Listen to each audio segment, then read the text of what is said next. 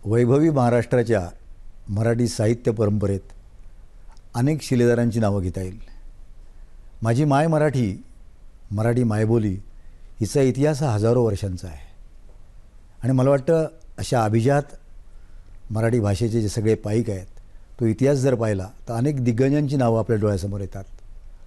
असाच एक सिद्धहस्त लेखक, असंच एक बहुआयामी व्यक्तिमत्व मराठी साहित्यातलं, ज्यांनी ज्येष्ठ लेखक आणि विशेष करून मराठी कथेमध्ये, लघुकथा आणि दीर्घकथेमध्ये आपली स्वतंत्र शैली निर्माण केली, असे ज्येष्ठ साहित्यिक आणि विशेष म्हणजे यंदाच्या अखिल भारतीय मराठी साहित्य संमेलन जे उदगीरला होतं आहे, त्या 95व्या अखिल भारतीय मराठी साहित्य संमेलनाचे अध्यक्ष भारत सासणे आज आपल्या सह्याद्री वाहिनीच्या या सह्याद्री वार्तालाप कार्यक्रमात सहभागी होत आहेत. सासणेसाहेब, सह्याद्री परिवाराच्या वतीनं तुमचं स्वागत. नमस्कार, धन्यवाद.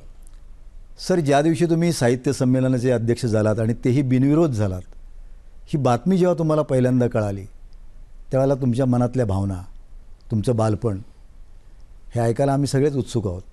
मला सगळ्यात जास्त आनंद झाला तो एवढ्यासाठी झाला की आपली निवड बिनविरोध झालेली आहे.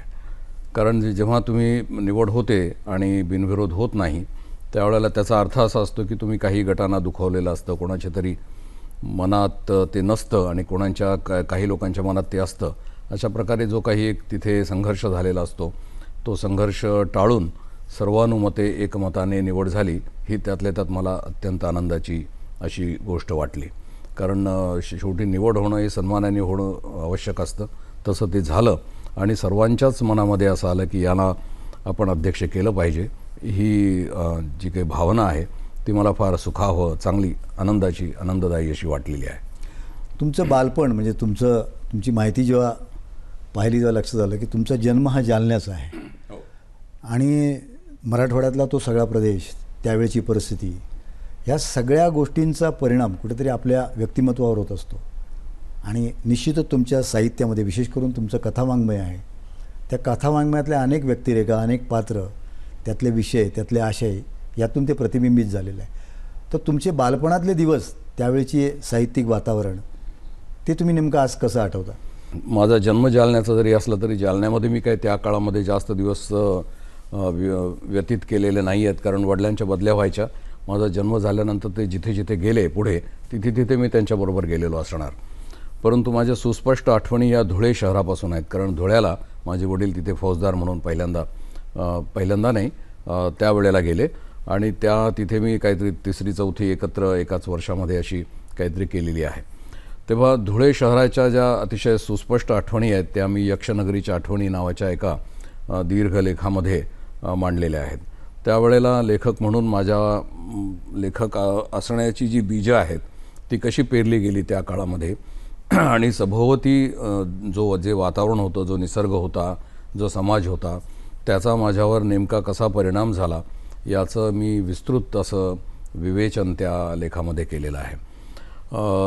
तिथून पुढे म्हणजे 1959-60च्या सुमाराला माझ्या वडिलांची बदली अहमदनगर या शहरामध्ये झाली आणि अहमदनगरला ते स्थायिक झाले. अहमदनगरपासून पुढे मग माझं प्राथमिक शिक्षण, उच्च शिक्षण सगळं झालेलं आहे. पण तत्पूर्वीच्या ज्या आठवणी तुम्ही म्हणताय त्या लेखामध्ये मी ते जे काही लिहिलं त्या पद्धतीनं की लेखक असण्याच्या ज्या काही जो प्रवास आहे तो त्या काळातच सुरू होत असतो. कारण अत्यंत संवेदनशील असं मन जर एखादी व्यक्ती जर घेऊन येत असेल तर त्या मनावर कोणत्या प्रकारचे संस्कार होतात, कोणते ठसे उमटतात, कोणत्या प्रकारचे वातावरण त्याच्या मनावर येऊन मन त्याचं शोषून घेतं वातावरण, तर त्यावर त्याचा पुढचा प्रवास अवलंबून असतो. मी असं त्या लेखामध्ये म्हटलं आहे की एकूण त्याही काळात धुळे फार सुंदर नसणार, आताही सुंदर आहे असं मला वाटत नाही. पण मी त्यावेळेला तो अंतःप्रकाशामध्ये पाहिलेली शहर होतं ते. आणि जेव्हा तुम्ही अंतःप्रकाशामध्ये एखादं शहर पाहता त्यावेळेला ते तुम्हाला सुंदर वाटलेलं असतं. तेव्हा त्या लेखात मी लिहिलं आहे की सुंदर यक्षनगरी, माझ्या दृष्टीने ती यक्षनगरी होती. लाईट नव्हते, परंतु 5 कंदील आणि मग लिंबाची झाडं, खूप लिंबाची झाडं असायची. तेव्हा त्या लिंबाच्या झाडांच्या सावल्या, चंद्र आणि रंगसंवेदना, ध्वनिसंवेदना या सगळ्या मनावर कशा येऊन आदळत होत्या आणि माझं मन कसं संस्कारित होत होतं.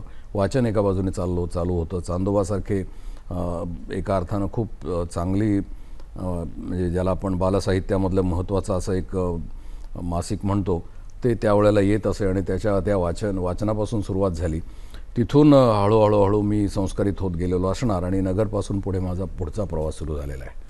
आपलं बालपणाबद्दल आता जे दिवस आपण आठवलेत, अर्थात त्यावेळेला मुद्रित माध्यम जे होतं त्या माध्यमाचीच मक्तेदारी होती, इतर तंत्रज्ञान त्यावेळेला नव्हतं. पहिली कथा तुमची तुम्हाला आजही आठवते? नक्की आठवते. पुढचं जे माझं लिखाण आहे, हळूहळू मी लघुकथा या वाङ्मय प्रकाराकडे पोहोचलो.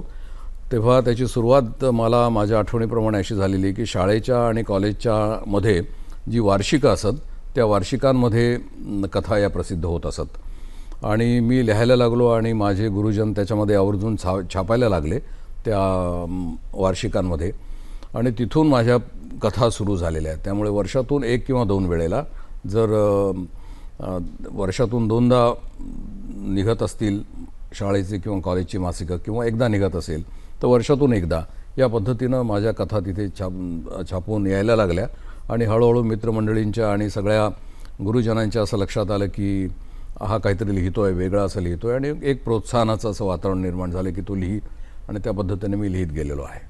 प्रत्येकाच्या आयुष्यामध्ये महाविद्यालयीन वातावरण हे आयुष्यातले एक रंगीबेरंगी आणि फार उमेदीचे दिवस असतात, 25शीतले.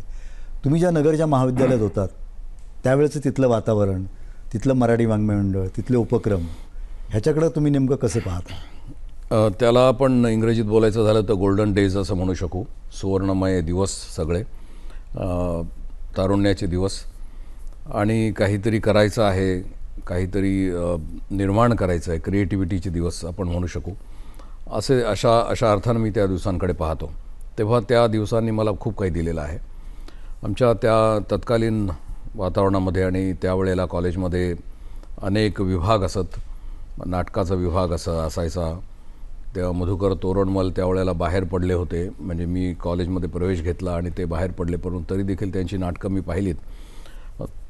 ती काळा बेट, लाल बत्ती वगैरे इत्यादी नाटकांची मला आठवण येते. त्यांचं एक वातावरण त्यांनी निर्माण केलेलं होतं कॉलेजमध्ये आणि त्या अनुषंगाने एका बाजूने माझं वाचन चालू होतं, बहुआयामी वाचन ज्याला म्हणतो आपण, ते चालू होतं. सर्व प्रकारचं वाचन मी त्यावेळेला करत असे. ते उत्तम अशी एक लायब्ररी तिथे होती आणि त्यामध्ये सर्व प्रकारचे मॅगझिन्स, इंग्रजी आणि अन्य भाषांचे पुस्तकं त्या ठिकाणी असायची. ती लायब्ररी त्याही वेळेला उत्तम होती, आतासुद्धा उत्तम आहे. माझ्या भोवती जी मित्रमंडळी होती ती सगळी मित्रमंडळी एका अर्थानं गुणवान अशी होती आणि आज चालून ती चांगल्या लौकिकाला पोचलेली मंडळी आहेत. मग चंद्रकांत भोंजाळ असतील किंवा विलास गीते असतील, तर ही सगळी मंडळी अकादमी विनर्स, रायटर्स म्हणून आपण त्यांना ओळखतो. तर ही त्यावेळेला माझ्या भोवती मित्रमंडळी होती आणि त्यांच्या सानिध्याने तिथे मी हळूहळू एका अर्थानं विकसित होत गेलो. त्याच काळामध्ये मी एक गरज असायची की तू आता आम्हाला नाटक लिहून दे किंवा तू आम्हाला एकांकिका लिहून दे, कारण स्पर्धा आहे आणि आम्हाला चांगली स्क्रिप्ट मिळत नाही आणि तुला तर हे माहिती आहे की आपल्याकडे पैसा नाही, त्यामुळे कमीत कमी खर्चाचा, कमीत कमी पात्रांचं आणि अशी कुठली तरी चांगली थीम घेऊन एक अशा तऱ्हेचं नाटक लिहून दे किंवा एकांकिका लिहून दे, अशा प्रकारची मागणी ही मित्रमंडळींकडून नेहमी येत असे आणि त्या रेट्यातून मी नाटक आणि एकांकिकेकडे वळालो. पण त्यानिमित्तानं मी राज्यनाट्य महोत्सवासाठी लिहायला लागलो आणि माझे 3 ते 4 नाटकं जी नंतर पुस्तक रूपाने प्रकाशित झालेली आहेत ती त्यावेळेला राज्यनाट्य महोत्सवातून गाजलेली आणि ज्यांना पारितोषिकं मिळाली अशा प्रकारची ही नाटकं आहेत. त्यामुळे एका बाजूने मी नाटकही लिहित होतो, दुसऱ्या बाजूने कादंबरी लिहित होतो, कारण स्पर्धा त्यावेळी असायच्या.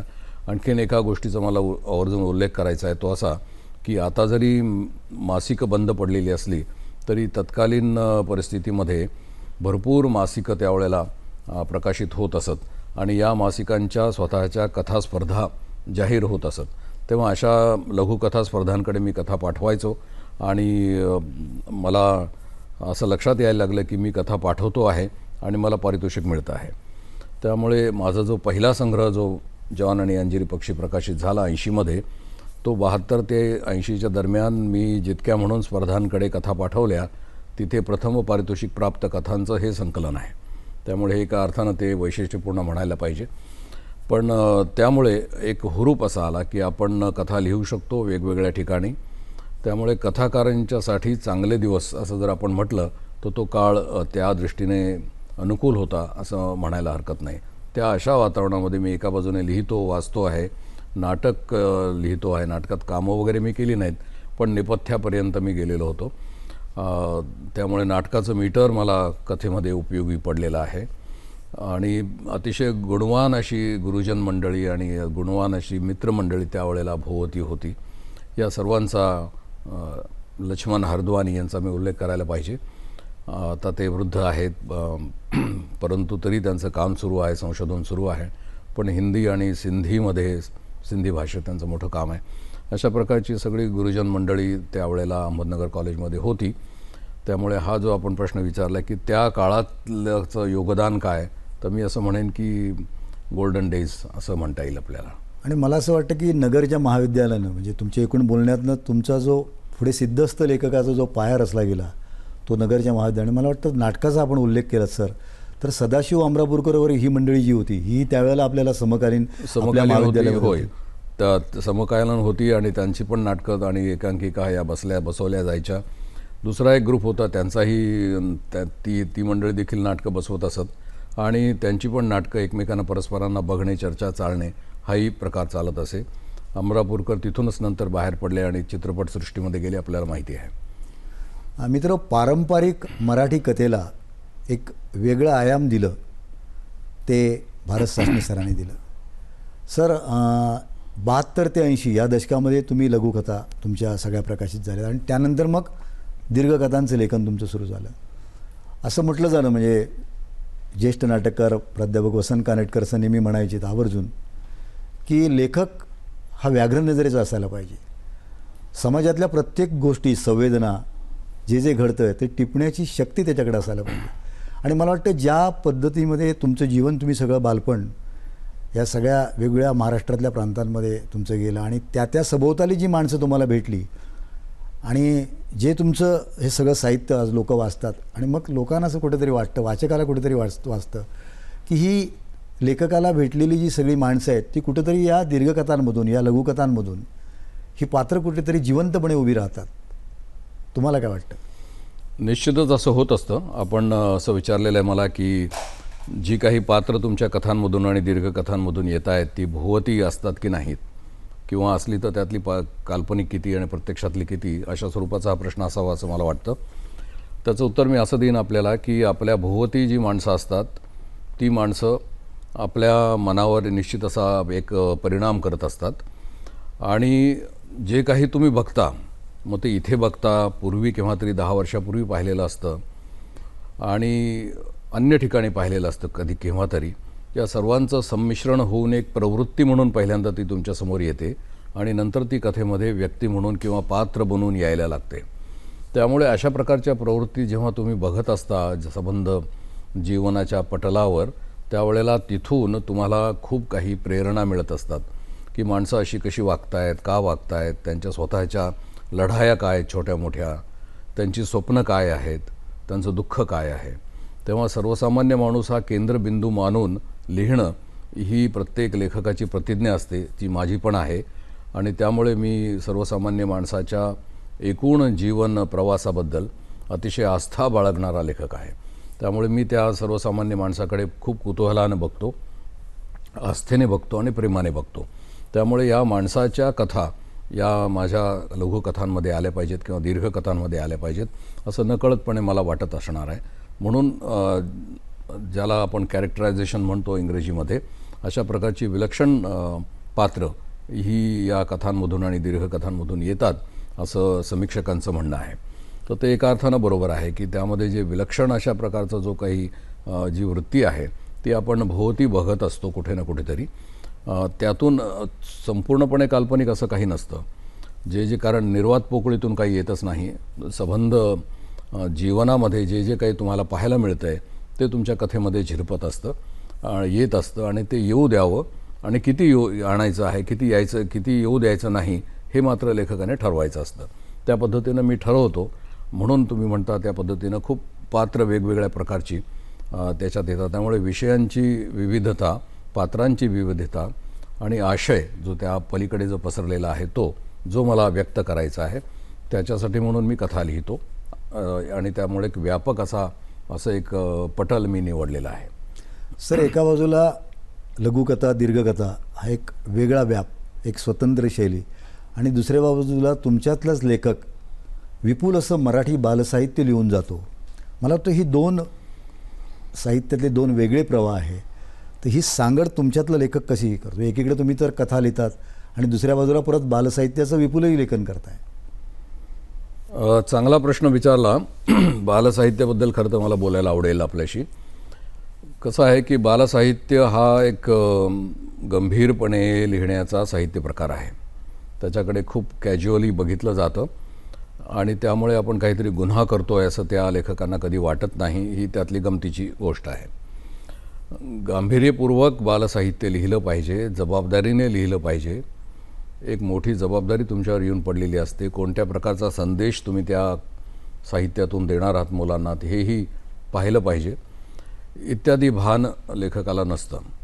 माझ्या असं लक्षात आलेलं आहे गेल्या काही वर्षांमध्ये की आपल्या मराठी बालसाहित्यातून अद्भुत रसाला आपण वजा केलेला आहे किंवा हद्दपार केलेला आहे. आता अद्भुत रस हा आपल्या रसांच्या एकूण परंपरेमधला अतिशय महत्त्वाचा असा रस आहे आणि या अद्भुत रसामुळे बालमन विकसित होत असतं.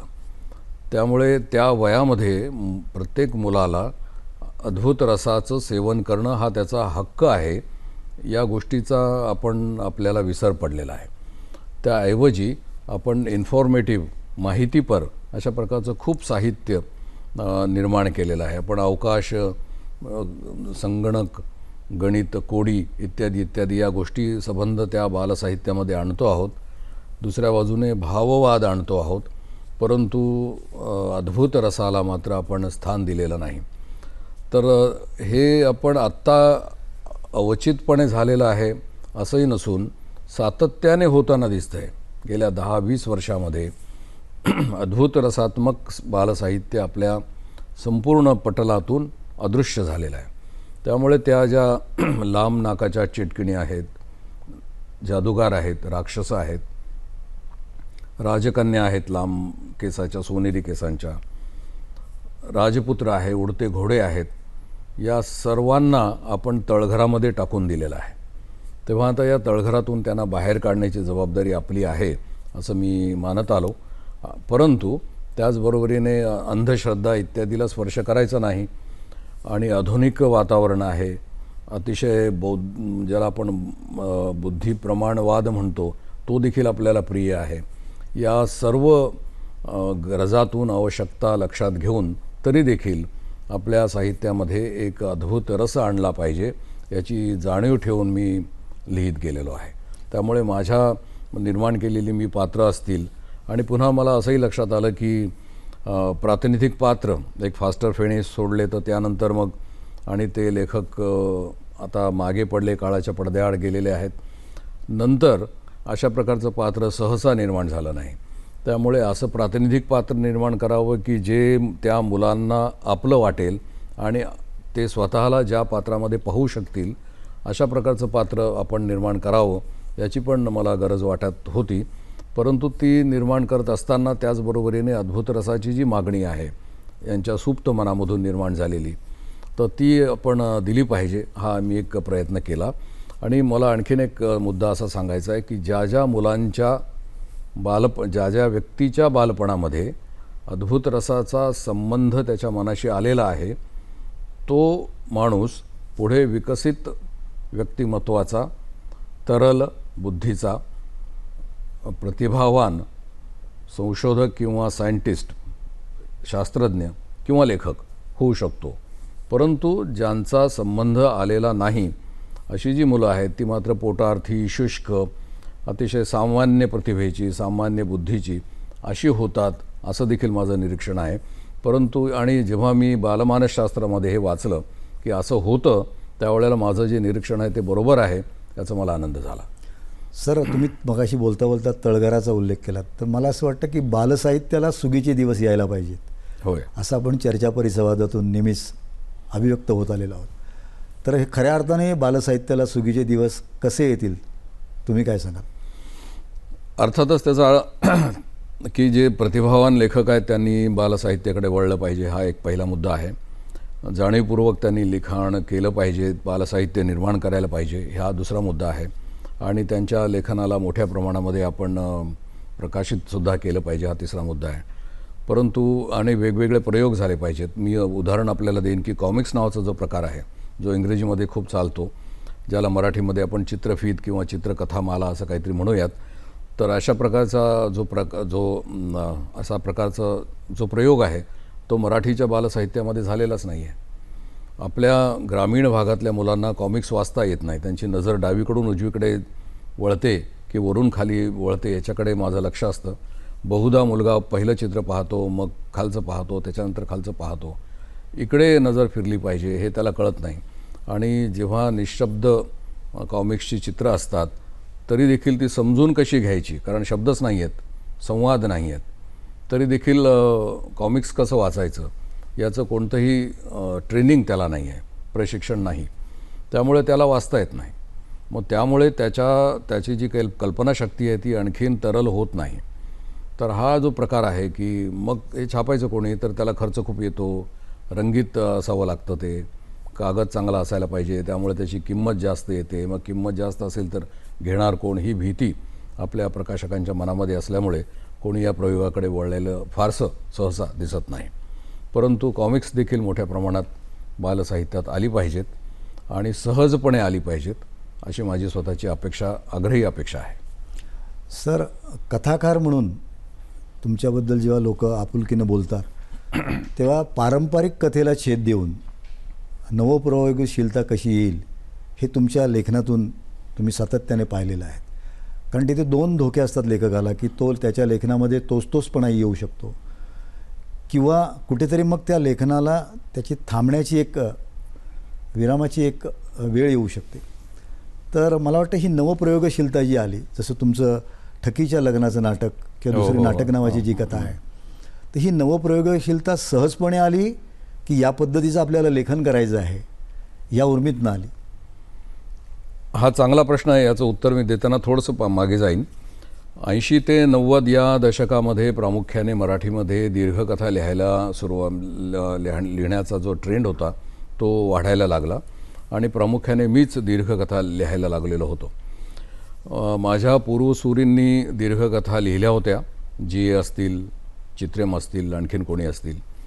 परंतु त्या दशकामध्ये असं लक्षात आलं की दीर्घकथा हा जो काही वाङ्मय प्रकार आहे किंवा साहित्य प्रकार आहे, हा तसा म्लान झाला होता, स्तब्ध झाला होता, एका अर्थानं थकला होता आणि त्यामध्ये नवीन अशा प्रकारची कोणतीही अभिव्यक्ती होताना दिसत नव्हती. परंतु त्याच वेळेला जीवन गुंतागुंतीचं होत चाललेलं होतं. त्यामुळे लघुकथेमधून माणसाला पकडायचं आहे, त्याचं जीवन मांडायचं आहे, तेव्हा लघुकथेमध्ये हे पटल काही मावत नाही असं लक्षात यायला लागलं. हे माझ्याच नाही, अनेकांच्या लक्षात यायला लागलं. कारण हा काळ साधारणपणे 80 ते 90 या प्रकारचा होता. उलथापालथ होणारा हा काळ होता. संबंध म्हणजे टेक्नॉलॉजी एका बाजूने बदलत होती, राजकारण बदलत होतं आणि सर्वसामान्य माणसाचं जीवन बदलत होतं. ही गुंतागुंतीचा जो सगळा काळ होता तो मानस पातळीवर सर्वसामान्य माणसाला वेढून होता. त्यामुळे त्याचं जे जगणं आहे ते जगणं आपल्या लघुकथेमध्ये या रूढ असलेल्या आकृतिबंधामध्ये किंवा रूपबंधामध्ये कदाचित बसणार नाही, असं अनेकांच्या लक्षात यायला लागलेलं होतं, माझ्याही लक्षात आलेलं होतं. त्यामुळे मी दीर्घकथेकडे वळालो. मला असं लक्षात आलं की जे मला सांगायचं आहे ते लघुकथेमध्ये मावत नाही, बसत नाही. त्याच्यापेक्षा आपल्याला एक विशाल असं पटल शोधायचं आहे. लघुकादंबरीसुद्धा नाही आणि लघुकथासुद्धा नाही, याच्यामध्ये आपल्याला दीर्घकथेमध्ये कडे वळायचं आहे.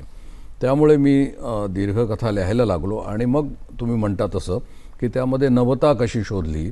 त्याचं कारण असं होतं की ती एक गरज होती की सर्वसामान्य माणसाचं जीवन ज्या पद्धतीनं तुम्हाला मांडायचं आहे ते ज्यांनी ज्यांनी आत्तापर्यंत मांडलं ते मांडत आलेच होते, परंतु त्याहीपेक्षा पुढे जाऊन आणि पलीकडे जाऊन माणसाच्या जगण्यातली जी अतर्क्यता आहे ती जर तुम्हाला शोधायची असेल तर ती लघुकथेमध्ये मावणार नाही कदाचित.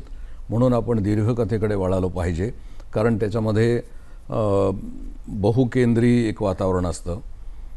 दीर्घ पटल तुम्ही घेऊ शकता, अनेक पात्रांची गुंतागुंत येऊ शकते आणि त्यातून जे माणसाचं जे आत्ताचं जीवन आहे किंवा तत्कालीन जीवन होतं त्यामधले जी व्यामिश्रता आहे ती या दीर्घकथेमध्ये कशी येईल आणि त्यातून या माणसाला न्याय कसा मिळेल आपल्याला, याचा प्रयत्न मी सतत करत आलो आणि ते करत असताना प्रयोगशीलतेकडे वळावं लागलं.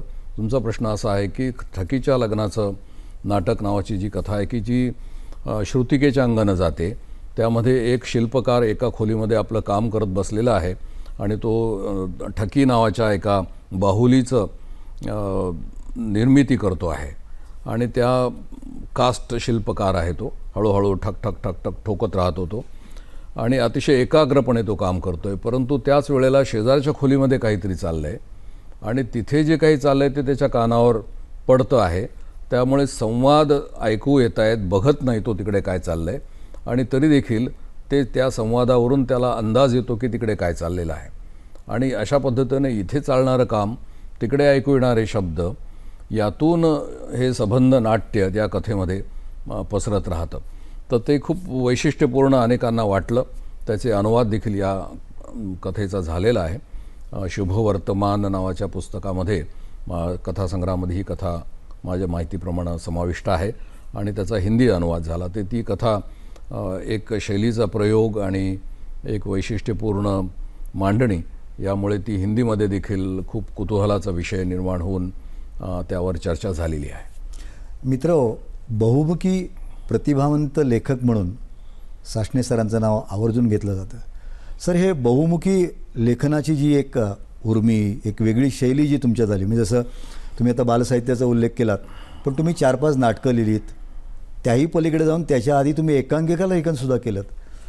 मला वाटतं ह्या वेगळे प्रांत हाताळताना तुमच्यातले लेखकाची काही कसरत तर निश्चित झाली असेल. ज्याला आपण तंत्र म्हणतो ते तंत्र तुम्हाला शिकून घ्यावंच लागतं. नाटकाचं एक वेगळं तंत्र आहे. ते तंत्र ज्यांना समजलं नाही त्यांनी नाटक लिहू नये आणि त्यांनी जर नाटक लिहिलं तर ते फसतं हे आपल्याला माहिती आहे. आणि अनेक मोठ्या लेखकांच्या बाबतीमध्ये हे आपल्याला सांगता येईल. इंग्रजी रायटरसुद्धा खूप आहेत, मराठीसुद्धा खूप आहेत की ज्यांना नाटकं जमलेली नाही आहेत. परंतु नाटक जमणं किंवा न जमणं हा माझ्या दृष्टीने कधीच महत्त्वाचा प्रश्न नव्हता. माझ्यासमोर तो जे वेगळं तंत्र आहे आणि एक वेगळं आव्हान आहे, ते आव्हान घेऊन आपल्याला या सर्वसामान्य माणसाचं जगणं कसं मांडता येईल याबाबत मला प्रयोग करायचा होता. परंतु नाटकामध्ये एक तुम्हाला लघुकथेप्रमाणे कथा मांडून चालत नाही, सरळ सरळ सपाट पद्धतीनं मांडून चालत नाही, कारण ते तंत्र आहे, ती समूह कला आहे. प्रत्येक मिनिटाचा हिशेब, प्रत्येक सेकंदाचा हिशेब तुम्हाला द्यावा लागतो. समोर प्रेक्षक बसलेला आहे, तो बघतोय, तो ऐकतो देखील आहे आणि त्याच्या मानस रंगमंचावर हे नाटक तो बघतो आहे याची आपल्याला जाणीव असली पाहिजे. त्यामुळे त्याच्या मंचावर जे काही घडतं आहे आणि इथे जे घडतं आहे या दोन्हीचा मेळ कसा घालायचा याचं खूप चांगलं भान लेखकाला असलं पाहिजे. तर मी नाटकाच्या बाबतीमध्ये त्या निमित्ताने काही नाटकं लिहून पाहिली. ती त्यावेळेला बऱ्यापैकी त्याचे प्रयोग झाले. अधूनमधून ते होत असतात, इतकी वर्ष झाली तरी देखील. आणि पुढे ती पुस्तक रूपानं ती नाटकं आलेली आहेत. आता तर त्या तिन्ही नाटकांचा एकत्र एक संच येतो आहे. ती सगळी चांगली आहेत असा माझा काही दावा नाही. त्या काळामध्ये त्या काळाची गरज म्हणून लिहिली गेलेली ती नाटकं जरी असली तरी त्यामध्ये जो शैलीचा प्रयोग केला तो तिथेही दिसतो त्या नाटकामध्ये. पण नाटक लिहिताना मला एक वेगळा आनंद निर्माण होत असे की आपल्याला या मर्यादित चौकटीमध्ये, कारण तिथे तिसरी भिंत नाही, चौथी भिंत नाही, 3 बाजूने भिंती आहेत, चौथी भिंत अदृश्य आहे, समोर प्रेक्षक आहे आणि लेखक त्याही पलीकडे कुठेतरी बघून ते नाटक बघतो आहे, बसून पाहतो आहे. त्यामुळे आपले शब्द कुणीतरी उच्चारत आहेत आणि कुणीतरी ऐकतं आहे, यामधली जो आनंद आहे तो तर वेगळा असतो. पण हे सर्व करायचं कशासाठी तर याच्यातून हा माणूस आपल्याला कुठे पकडता येतो आहे का, त्याचं जगणं पकडता येतं आहे का, हे बघण्यासाठी म्हणून मी नाटकं लिहिली प्रामुख्याने. एकांकिकेची तंत्र वेगळं पुन्हा की 30 मिनटात 28 मिनटामध्ये एकांकिका तुम्हाला लिहायची आहे. एकांकिकेचं एक परंपरा आपल्यासमोर मोठी आलेली आहे. नाटकापासून वेगळा होणारा तो हा एक साहित्य प्रकार आहे. आणि पुन्हा आणखीन एक पेच नेहमी पडतो की साहित्य मूल्य आणि प्रयोग मूल्य. तेव्हा तुमच्या नाटकामध्ये साहित्य मूल्य आहे का आणि प्रयोग मूल्य आहे का, हे दोन्ही प्रश्न निर्माण होतात. त्यामुळे ही स्वांत सुखाय लिहिली जाणारी कृती आहे का, की तुम्हाला एका बेटावर बंदिस्त केलेलं आहे, तुमच्या भोवती कोणी नाही. कविता तुम्ही लिहू शकाल कारण ती स्वतःसाठी लिहायची असते, पण नाटक लिहिता येईल का तुम्हाला, हा प्रश्न मी नेहमी अनेक जाणकारांना मुद्दाम विचारत असतो एक बौद्धिक क्रीडा म्हणून. आणि मला असं सांगितलं जातं की 2 उत्तरं माझ्यासमोर आलेली आहेत की होय, नाटकसुद्धा स्वांत सुखाय लिहिता येतं, आणि काहींचं म्हणणं असं की ती समूह कला असल्यामुळे स्वांत सुखाय लिहिता येत नाही. तर हा जो पेच आहे हा देखील लेखकाला सोडवायचा असतो की आपल्याला याच्यामध्ये साहित्यकृती किती आणायची आहे, साहित्य मूल्य किती आणायचं आहे, आणि प्रयोग मूल्य त्याच्यामध्ये किती असलं पाहिजे. तेव्हा जेव्हा ज्यांना प्रयोग मूल्याचं आकर्षण जास्त असतं ते जास्त प्रयोग करतात. आणि बहुधा यापूर्वी तोल सांभाळणारी नाटकं लिहिली गेली की उत्तम शुभाषित वजा वाक्य, फेकली की टाळ्या, अशा प्रकारचं देखील नाटक लिहिणारे कानेटकर इत्यादी मंडळी त्यावेळेला होती. आणि त्यांची एक वेगळं स्कूल, वेगळी एक परंपरा होती. आणि नंतर तेंडुलकर इत्यादी मंडळींनी वेगळं स्कूल स्थापन करायला सुरुवात केली. याच्यामध्ये माझ्यासारखा जेव्हा लेखक नाटक लिहितो त्यावेळेला त्याला वेधून घेणाऱ्या ज्या गोष्टी आहेत त्या तंत्राच्या तर आहेतच आहेत, आव्हानाच्या आहेतच आहेत, आणि त्याही बरोबर कथेमध्ये, कादंबरीमध्ये जे मला मांडायचं आहे ते सुद्धा आपल्याला तिथे अधिक तरल पद्धतीनं कसं मांडता येईल याचं आव्हान घेऊन त्या शेवटी माणसाला रिफ्लेक्ट करण्यासाठी, त्याला प्रतिबिंबित करण्यासाठी म्हणून मी लिहितो. सर, लेखक हा अथक साधनेतून, आपल्या प्रतिभेच्या कुंचल्यातून सिद्ध होत असतो साहित्यामध्ये, लोकांसमोर, वाचकांसमोर. मग हा एक मनस्वी सगळं आनंदाचं क्षेत्र असताना तुम्ही प्रशासकीय सेवा ज्याला म्हणतो, म्हणजे ज्याला आम्ही बोलीभाषेत बोलायचं झालं तर राज्याच्या एकूण ह्या सगळ्या व्यापात एक वृक्ष कारभाराची अशी एक प्रशासकीय यंत्रणा, फाईल, तो कागदांचा सगळा ढिगारा, याकडे जे तुम्ही वळलात, हे 2 परस्पर विरोधी जी क्षेत्र होती, मग त्यात सांगड कशी घातली, त्यात साधर्म्य कसं घातलं, त्यात आनंद कसा मिळवला? थोडंसं मी असं सांगू इच्छितो की हा एक लोकप्रिय असा गैरसमज आहे की प्रशासन वेगळं आणि साहित्य वेगळं. पण आपली जर परंपरा आपण बघितली, ती क्षीण परंपरा जरी असली तरी सेतू महादेवराव पगडींची आठवण करा आपण, की ते एका बाजूने कलेक्टर देखील होते, दुसऱ्या बाजूने संशोधक देखील होते. त्यांनी फारसी, उर्दू साधनं मराठीमध्ये आणली, त्यांनी गोंड भाषेचं डिक्शनरी तयार केली, आणि भाषेचा म्हणजे भाषा तज्ज्ञ ते होतेच होते, आणि त्याचबरोबरीने त्यांनी तहसीलदार म्हणून करिअर सुरू केलं. हे एक उदाहरण. आणि त्यांच्या आधी जर आपल्याला जर आपण तपासायला गेलो तर कितीतरी ब्रिटिश अधिकारी असे होते की जे प्रशासनात होते, परंतु त्याचबरोबरीने त्यांनी अनेक डिसिप्लिनरी स्कूल्स निर्माण केल्या. आर्किओलॉजी असेल, संशोधन असेल, तर या सगळ्या मंडळींनी जे काही पाया घातला इथे, तर त्या अधिकाऱ्यांचं योगदान त्याच्यामध्ये होतं, हे आपल्याला मान्य करावं लागेल. तेव्हा अधिकारी आणि प्रशासनामध्ये असलेला जो माणूस आहे तो माणसाच्या जास्त जवळ असतो. मी असं नेहमी म्हणत आलो की महसूल ही अशी एक खिडकी आहे की ज्या खिडकीतून सर्वसामान्य माणूस सगळ्यात जवळून पाहता येतो. आणि प्रशासनातली जी शिस्त आहे ती लेखनामध्ये उपयोगी पडली, कारण मला वेळ अतिशय कमी असायचा. त्यामुळे कमीत कमी वेळेमध्ये मी जास्तीत जास्त कसं लिहू शकतो याचा उपयोग मी तिथे केला. त्यामुळे परस्पर पूरक असं हे क्षेत्र आहे असं माझ्या लक्षात आलं. आणि माझ्याबरोबरीने आणखीनही दुसरेही रायटर्स आहेत की जे प्रशासनात देखील होते आहेत आणि लिहित आहेत, परंतु मोठ्या प्रमाणात दाखवून देता येईल अशी उदाहरणं कमीच आहेत, परंतु एक परंपरा आहे हे आपल्याला लक्षात येईल. सर, तुमच्या बऱ्याच साहित्यातून उर्दू भाषेचा एक लहेजा येतो, उर्दू भाषेचा एक बाज येतो. हो. आणि मला वाटतं तुमचं पहिलं पोस्टिंग तहसीलदार म्हणून जे झालं ते औरंगाबादमध्ये खुलदाबादला झालं, बरोबर? झालं. हो. तर त्या सगळ्या वातावरणाचाही कुठेतरी एक परिपाक या तुमच्या साहित्यावरती आहे. नक्की नक्की होतो. उर्दू म्हणजे मी आता मराठवाड्यामध्ये जेव्हा गेलो ते वर्ष म्हणजे जर आठवायचं झालं तर 78, 79 अशा वातावरणात अशा कालखंडामध्ये मी तिकडे नोकरीला सुरुवात केली. तेव्हा निजामशाहीचे शेवटचे अवशेष तिथे अजूनही जिवंत होते. त्यावेळी तत्कालीन अधिकारी जे आता रिटायरमेंटला वगैरे आलेले होते ते सगळे उर्दूच बोलायचे. इंग्रजीमध्ये त्यांचे नोटिंग असायचं आणि संबंध कल्चर हे एक सांस्कृतिक वातावरण प्रशासनातलं हे उर्दू असायचं. त्यामुळे उर्दू ऐकून आणि बोलून त्या भाषेचा जो काही लहजा आहे तो आपोआपच मला समजला आणि लक्षात आलं की ती वेगळ्या पद्धतीने बोलतात, वेगळ्या पद्धतीने विचार करतात, परंतु एक गोडवा आहे भाषेमध्ये. पुढे जेव्हा मी रिटायर झालो त्यावेळेला मी उर्दूची स्क्रिप्ट शिकायला सुरुवात केली आणि आता मी उर्दू वाचू शकतो आणि उर्दूतून मराठीमध्ये अनुवाद देखील करू शकतो. अनुवादित पुस्तकं माझी आलेली आहेत आपल्याला माहिती आहे. त्यामुळे तो आणखीन एक माझा हेतू असा होता की उर्दू शिकायला लागल्यामुळे आणि शिकल्यामुळे एक वेगळं दालन लेखकाला जे पाहिजे आहे ते उपस्थित झालेलं आहे माझ्यासाठी. कारण आपल्याला कुतूहल असतं आणि आपण ते देवनागरीतून समजून घेण्याचा प्रयत्न करतो, परंतु आता देवनागरीची आवश्यकताच नाही. मी थेट वाचू शकतो हे जर मला समजलं तर मी आणखीन खोलामध्ये जाऊ शकतो हे माझ्या लक्षात आलं. आणि लेखकाला हेच पाहिजे असतं की इतर भाषांमध्ये काय चाललं आहे, तिथे काय लिहिलं जात आहे, तिथे माणसं कोणत्या पद्धतीने विचार करत आहेत, ज्या पद्धतीनं तिथं जीवन ते जे मांडतायत ते काय प्रकारचं जीवन आहे इत्यादी या सगळ्या गोष्टी आहेत त्या मला विस्तारित होत गेल्या. त्यामुळे क्षितिजाचा विस्तार ज्याला आपण म्हणतो तो जो विस्तार आहे तो अन्य भाषा शिकल्यामुळे नक्कीच होऊ शकतो हे मला लक्षात आलेलं आहे.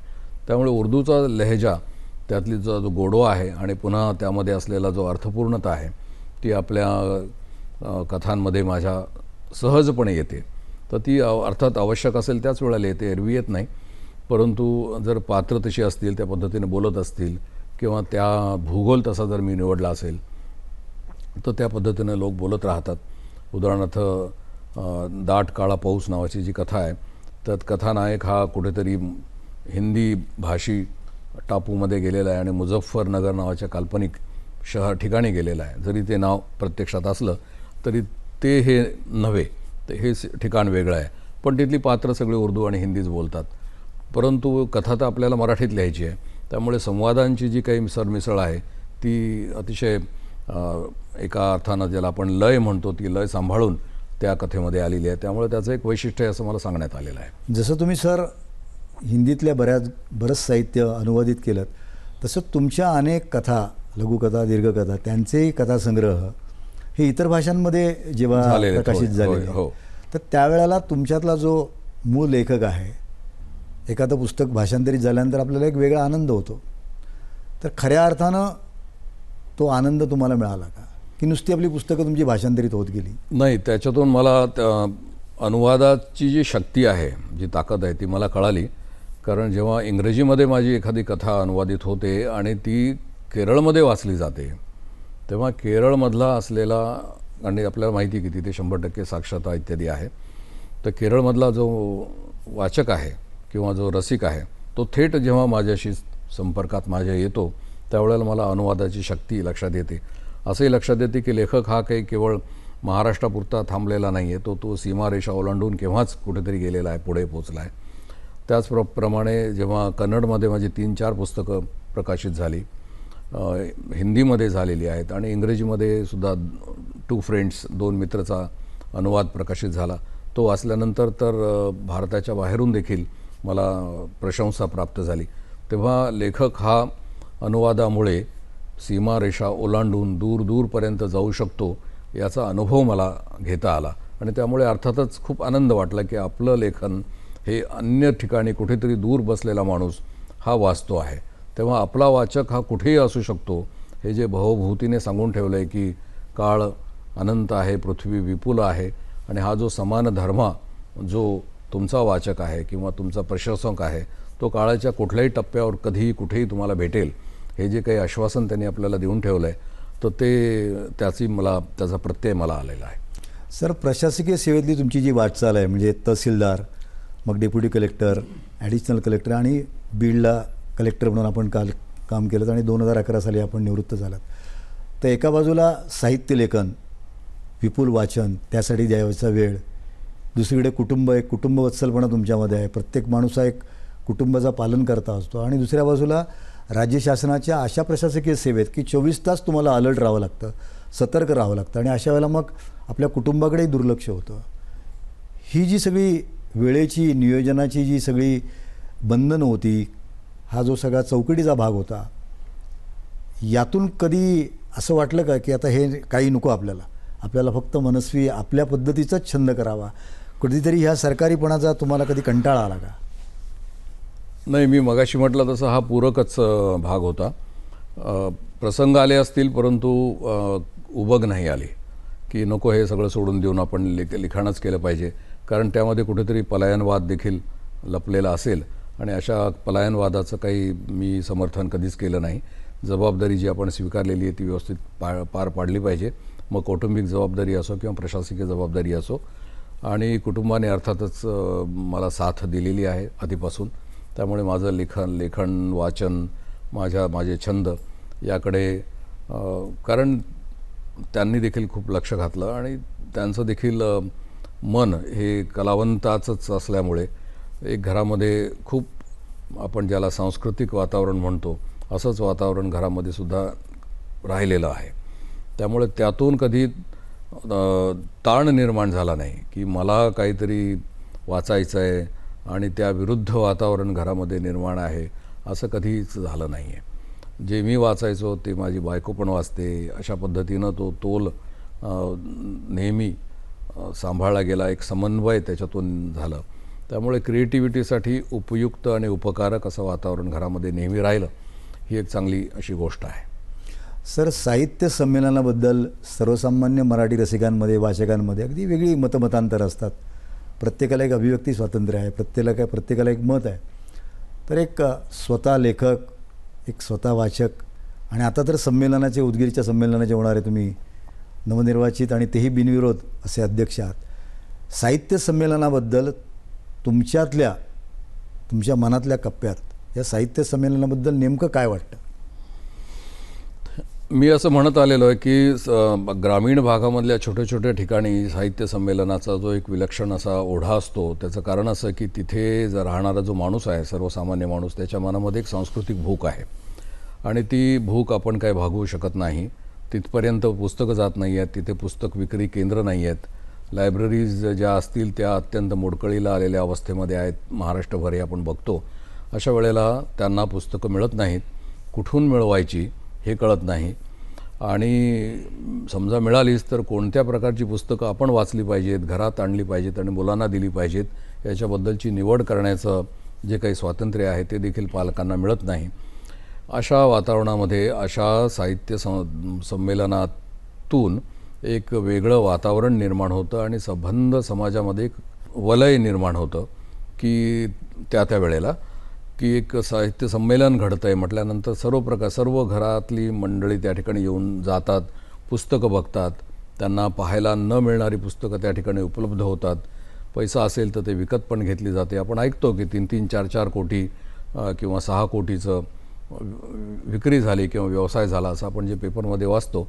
ती आकडेवारी खरी असेल, अतिशयोक्तीची असेल, कमी असेल, काही जरी असलं तरी देखील मोठ्या प्रमाणामध्ये पुस्तकांची विक्री होते, हे देखील मान्य करायला लागेल. आणि एक भूक आपल्या लक्षात येते की मुलं येत आहेत, शाळांची ट्रिप्स येत आहेत, पालक येत आहेत, आसपासचे लोक येत आहेत बघायला काय चाललेलं आहे, ते परिसंवाद देखील ऐकतात. त्यामुळे मला असं वाटतं की छोट्या संमेलनांची पण गरज आहे, मोठ्या संमेलनांची पण गरज आहे.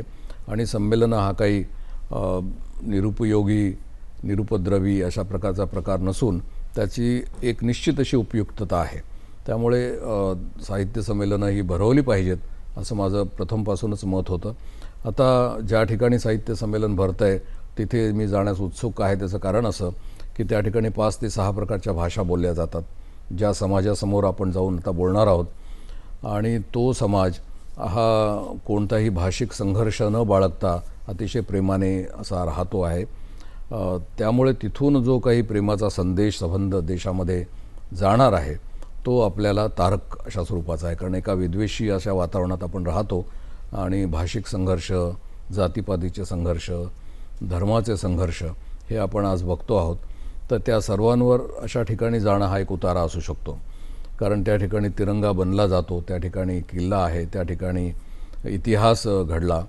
अशा प्रकारचं एक वेगळं ठिकाण म्हणजे हे उदगीर आहे. आणि तिथे असलेला जो समाज आहे तो एका वैचारिक प्रबोधनाच्या कालखंडातून गेलेला समाज आहे.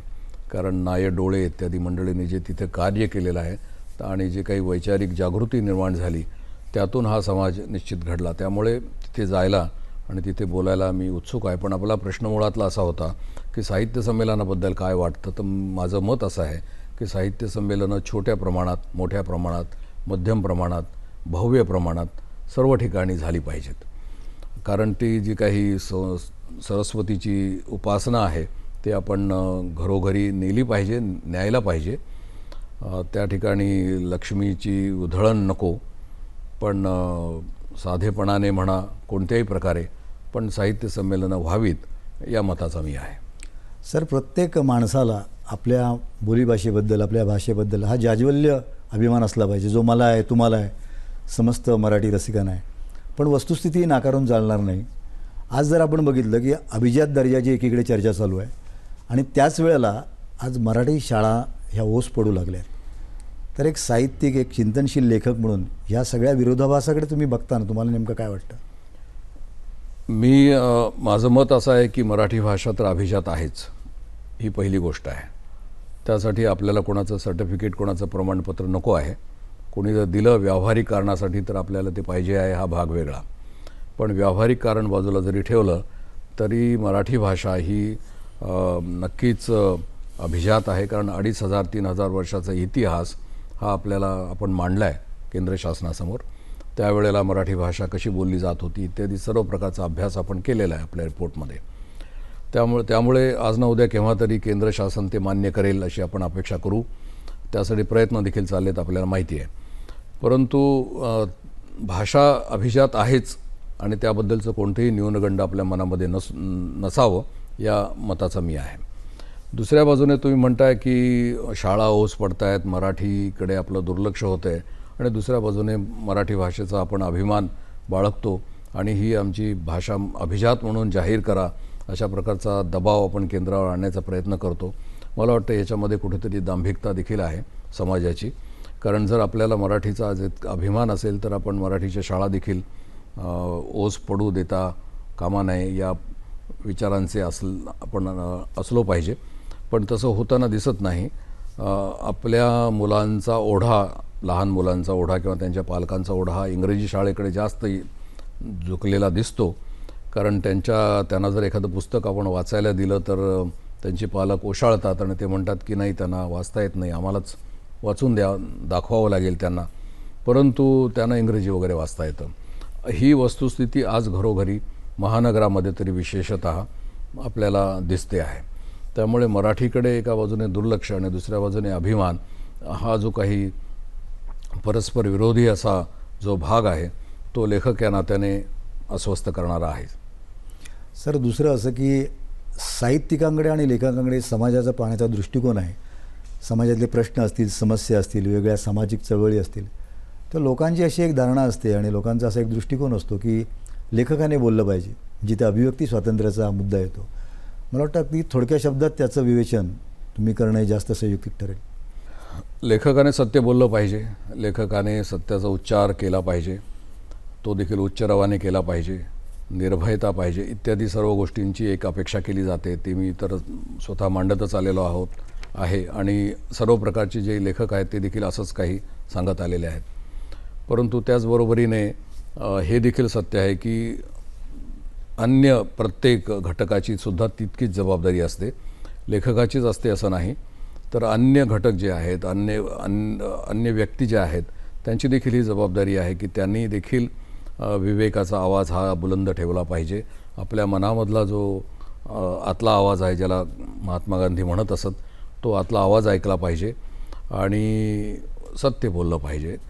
जे काही प्रलोभनं आहेत त्या प्रलोभनापासून दूर जाऊन जे काही घडतं आहे आणि घडलेलं आहे त्याचा विचार करण्याची शक्ती प्रत्येकाने बाळगली पाहिजे. त्यामुळे ही जबाबदारी केवळ लेखकाची एकट्याची वर येऊन पडत नाही, ती वेगवेगळ्या संघटनांची, वेगवेगळ्या संस्थांची आणि प्रत्येक नागरिकाची देखील आहे असं मला स्वतःला वाटतं. सर, मराठी भाषे आणि भविष्यकाळ याच्यावर अनेक चर्चासत्र होतात, परिसंवाद होतात. तुम्ही भविष्यकाळाकडे बघताना मराठीच्या या वैभवाबद्दल, जसं तुम्ही म्हणालात की माझंही तेच आहे, म्हणजे सर्वांचंच मराठी माणसांचं असं मत आहे की माझी मायबोली मराठी भाषा ही हजारो वर्षांची आहे, तिला एक वेगळी परंपरा आहे, तिची एक वेगळी साधनसूचिता आहे. तर या अशा मराठी भाषेच्या भविष्यकाळाकडे बघताना तुम्ही काय सांगाल? मराठी भाषेला भवितव्य उत्तम आहे, त्यात काही शंका नाही, कोणत्याही प्रकारची निराशा बाळगण्याचं कारण नाही. किती जरी तंत्रज्ञान बदललं, इंग्रजीमध्ये आपण जरी शिकायला लागलो, घरोघरची घरी मुलं इंग्रजी जरी शिकायला लागली तरी भाषा ही समृद्ध आहे. हां, ती लवचिक आहे, त्यामुळे अनेक अन्य प्रकारचे भाषिक आघात स्वीकारून ही भाषा समृद्ध होत राहिलेली आहे. एका बाजूने जेव्हा उर्दू किंवा ज्याला आपण अन्य भाषांचं जे आक्रमण होतं ती सगळे स्वीकारून आपण ते शब्द देखील रूढ केलेले आहेत, परंतु त्यामुळे भाषा आणखीन समृद्ध झाली. या पद्धतीनं ती पुढे पुढे एक प्रकारे त्याचा प्रसार होणार आहे आणि ती जिवंत राहील, यात काही मला स्वतःला शंका वाटत नाही. सर, उदगीरचं संमेलन मराठी साहित्य संमेलनाच्या विश्वातलं एक वेगळं संमेलन आहे आणि ते संमेलन आता काही दिवसांवर येऊन ठेवलं आहे. संमेलनाध्यक्ष भाषणाची अवघ मराठी सारस्वत प्रतीक्षा करत असतो. आम्ही सगळेच तुमच्या त्या मराठी भाषणातले अध्यक्ष भाषणातले शब्द ऐकण्यासाठी उत्सुक आहोत. आपली गप्पा किती चालल्या तरी त्याला शेवटी मैफिलीला भैरवी असतेच. तर माझा शेवटचा प्रश्न असा आहे की संमेलनाला तुम्ही जाताना तुमच्या मनात आज हा सगळा महाराष्ट्र, विश्वातले सगळे मराठी रसिक, मराठी जन वाचक हे समोर डोळ्यासमोर ठेवताना नेमक्या काय भावना आहेत? मला वाटतं त्या भावना तुम्ही सांगूनच आपल्या आजच्या मुलाखतीची आपण सांगता करूया. एकतर मी अतिशय उत्सुक आहे.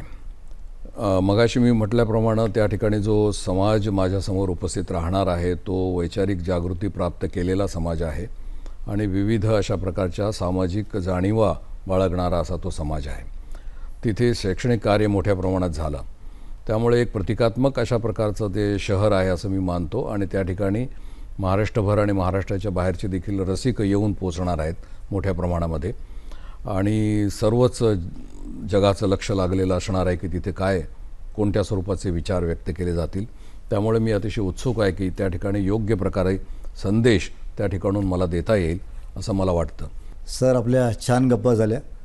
रसिको, प्रत्येकाच्या आयुष्यामध्ये नियतीचे काही संकेत असतात आणि काही संकेत असे असतात, म्हणजे सासणे सरांच्या बाबतीत बोलायचं झालं तर हा कपिलाषष्ठीचा योग आहे की त्यांचं पहिलं तहसीलदार म्हणून जे पोस्टिंग होतं ते औरंगाबाद जिल्ह्यातल्या खुलताबाद इथं होतं आणि त्याच मराठवाड्याच्या नगरीमध्ये उदगीरला आता जे साहित्य संमेलन होतं आहे त्या संमेलनाचं अध्यक्षपद सासणे सरांना भूषवायला मिळतं आहे. सासणे सर, आपण या ठिकाणी आलात, सह्याद्री वाहिनीच्या वतीनं मी मनापासून आपले आभार मानतो. आणि आपण जे आत्ता सांगितलं की लेखकानं चिंतनशील लेखन केलं पाहिजे, अस्वस्थ भवताल जो आहे त्याच्याबद्दल जागरूकता बाळगली पाहिजे. मला वाटतं हा तुमचे हे जे मनीचे बोल आहेत, हा कार्यक्रम बघणारे सगळे रसिक वाचक, सगळे लेखक, नव्या पिढीचे साहित्यातले नवे शिलेदार नक्कीच तुमच्या ह्या बोलाची आठवण ठेवतील. आपण या ठिकाणी आलात, पुन्हा एकदा सह्याद्री वाहिनीच्या वतीने आपले मनापासून आभार. जय हिंद, जय महाराष्ट्र. धन्यवाद.